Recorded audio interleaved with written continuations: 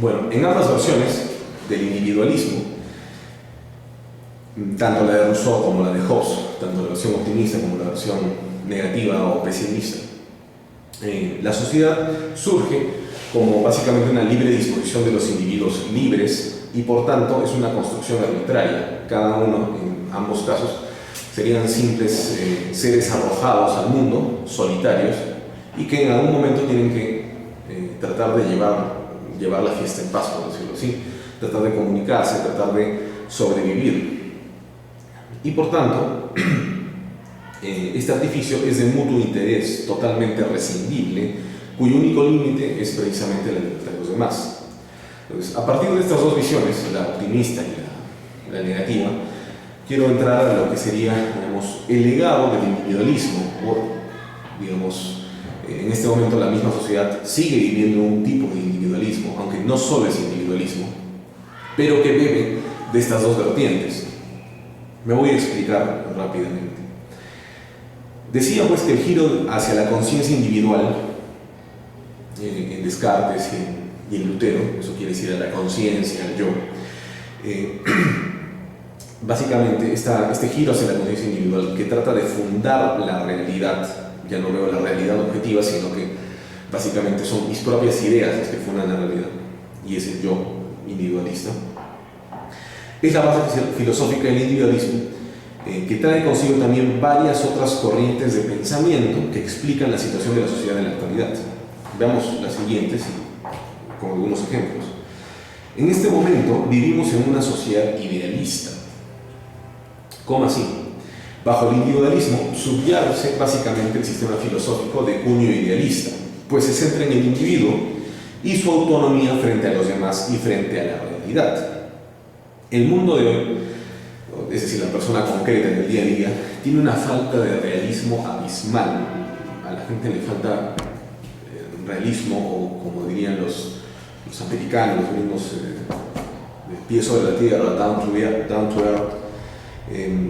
El mundo de hoy, pues, hoy en día estamos tan enfrentados con la realidad que no adecuamos nuestro intelecto a la realidad, sino que intentamos adecuar la realidad a nuestro intelecto. ¿No? Por ejemplo, esto lo pueden ver muy bien aquellas personas que son educadores. Por ejemplo, quien es maestra o maestro infantil, ¿no? Esto es una experiencia muy común, se da cuenta que cuando entra en contacto con el alumno, aquel chiquillo de 3, 4 años, y entra en diálogo con el padre o la madre que viene a recogerlo del kinder o del jardín de niños o del colegio en el que esté matriculado, se va a dar cuenta rápidamente que la madre no conoce a su hijo, que empieza a hablar del hijo y que muchas madres, o muchas de ellas, no todas evidentemente, tienen una idea muy distinta del hijo que tienen. Es allí donde se juega todo el drama de la historia del niño y la historia contemporánea, pues ¿cómo podemos construir una familia o una sociedad cuando la madre está adecuando al niño a su ensoñación? Hay que empezar a educar a la madre a conocer al hijo y este proceso puede ser muy doloroso, lo cual me lleva a la segunda característica que este individualismo nos ha legado, que es precisamente que vivimos en una sociedad emotivista y hedonista. ¿Cómo así? La sociedad actual hereda del individualismo, entre otras corrientes, una primacía por la búsqueda del placer individual. Mencioné que Hobbes decía que el individuo básicamente se mueve por la supervivencia y por el placer, y por el miedo en el cual se encuentra trata de sobrevivir y que las otras personas no se metan con él, con su libertad, y quiera hacer sus cosas. Va a primar el instinto de supervivencia y por ese miedo va a llegar a ciertos acuerdos cediendo ciertas cosas. Pero lo mueven independientemente el miedo a la muerte, que sería el instinto de supervivencia, lo cual es un afecto, una pasión, o el deseo de placer, que también es una pasión, es un afecto. También lo decía Rousseau, afirmaría que es la pasión o el sentimiento el que conduce la acción del hombre.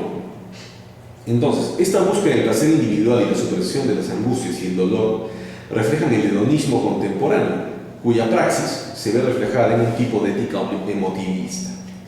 Básicamente, la ética emotivista no admite ningún criterio racional para discernir lo que es es verdadero de lo falso, ni de lo que es el bien o el mal.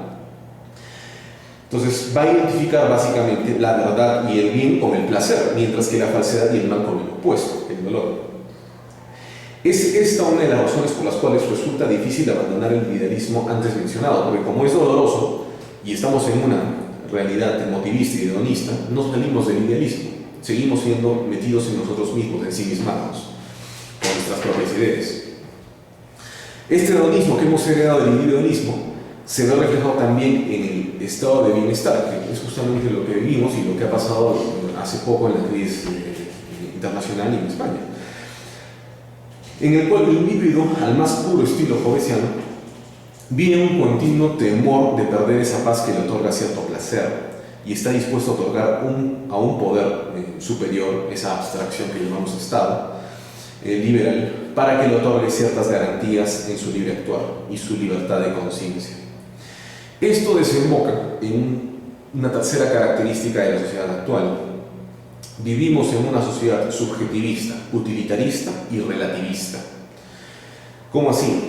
Si bien es evidente que en ambos casos, tanto el idealismo como el emotivismo, el hedonismo, son características sociales de la praxis social inmediata, se van a ver reflejados de una manera institucionalizada. Es decir, los buscamos incluso que las leyes defiendan estas cosas que nosotros afirmamos como individualistas.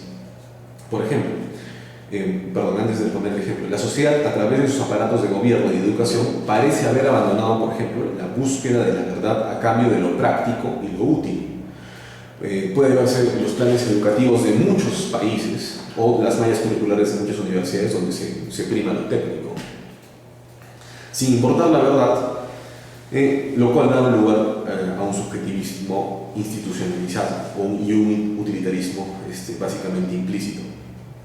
Por otra parte, el individualismo actual se ve reflejado en un relativismo moral prácticamente avalado por la sociedad.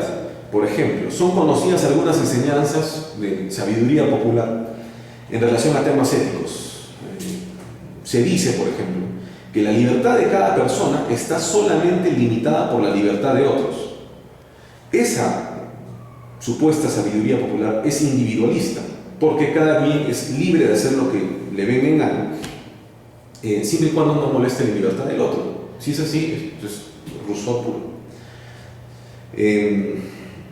La otra es, por ejemplo, la afirmación de aceptarla, la conciencia individual. Otras frases como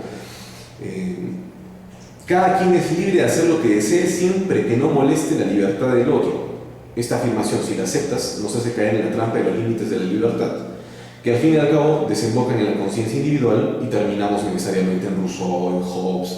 Al final la sociedad está metida en no me importa lo que haga el resto mientras no se metan en mis asuntos. Eso es un individualismo.